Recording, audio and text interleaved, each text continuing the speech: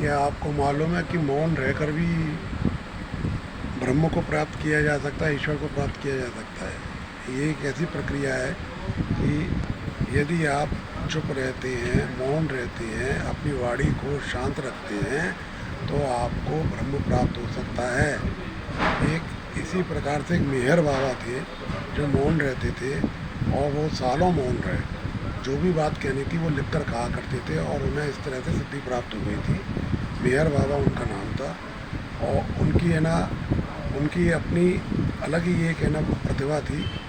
वर्षों मौन रहे, जो भी कुछ कहना था लिख कर कहते थे और वो बोलते नहीं थे।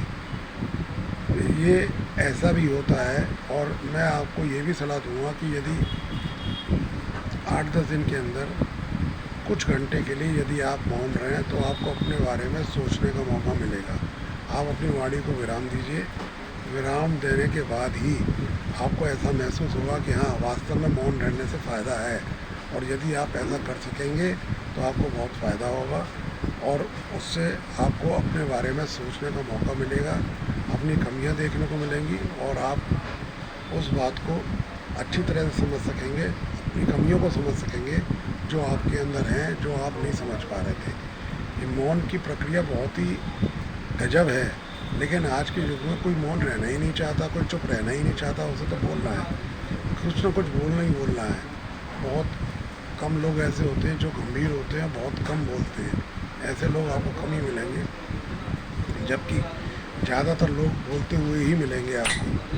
ये मौन रहना एक बहुत अच्छी कला है। इससे आप मौन रहकर जाप भी कर सकते हैं, मंत्रों का जाप भी कर सकते हैं, अपने ईष्ट को, अपने प्रभु को, अपनी माँ भगवती को याद भी कर सकते हैं, उसके प्रति अपनी पूजा कर सकते हैं। सब तरह से आप कर सकते हैं, क्योंकि यदि आपको ये भी ज्ञात होगा कि जब हम पूजा करते हैं तो हम कोई चिल्ला के पूजा नहीं करते, हम शांति से चुप रहकर पूजा करते हैं, मौन रह के पूजा करते हैं। तो मौन से तात्पर्य वही है। जब आप मौन रह के पूजा करते हैं, जप करते हैं, ध्यान करते हैं, तो उसका यही तात्पर्य है कि मौन वास्तव में हमारे लिए एक संजीवनी बूटी का काम करता है। यानी चुप रहना हमारे लिए संजीवनी बूटी का कार्य करता है। और ये यदि आप जीवन में ढाल लेंगे तो आपको इससे बहुत ही फ़ायदा होगा। और आप ये भी मैं आपको बताना चाहूँगा कि यदि आप ये करने लगेंगे तो आपका मन धीरे धीरे साधना की तरफ अग्रसर होने लगेगा और आप साधना करने के लिए भी तैयार हो जाएंगे, जो आज के युग में बहुत कम संभव हो पाता है। इसलिए मैं आपसे कहूँगा, मौन रहें, कुछ समय के लिए ही रहें, लेकिन मौन रहना ज़रूर सीखें। जय माता दी।